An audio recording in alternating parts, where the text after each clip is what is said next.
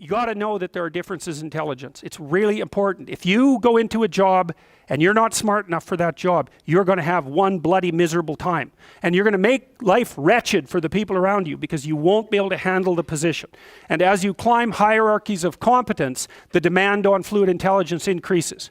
And so, unless you want to fail, you don't put yourself in over your head. Well, what's over your head? Well, that's a tricky thing to figure out. I mean, you have to figure that out with intelligence, you have to figure it out with conscientiousness, you have to figure it out with creativity, you have to figure out with stress tolerance, with agreeableness, because you want to go into a cooperative environment and not a competitive one if you're agreeable, and with neuroticism, you probably want to keep the stress level of your job relatively low, because those are all places that you can break down. And most people have at least one significant weakness in their intelligence personality makeup, and you got to be careful not to place yourself in a position where that's going to be a fatal flaw.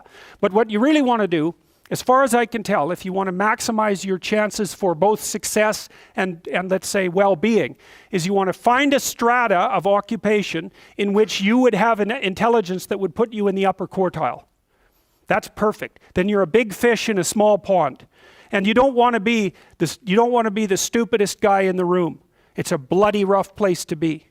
So, and you probably don't want to be the smartest guy in the room either, because what that probably means is you should be in a different room, right? You should look at a place where if you're right at the top, you've mastered it. It's time to go somewhere where you're a little lower so that you've got something to climb up for. So, and if you're not hyper conscientious, for example, you're probably not going to want a job that you have to work 70 hours a week at, because you're just not wired up that way. You'd rather have some leisure, and like, more power to you. If that's how you're wired up, there's nothing wrong with having some leisure.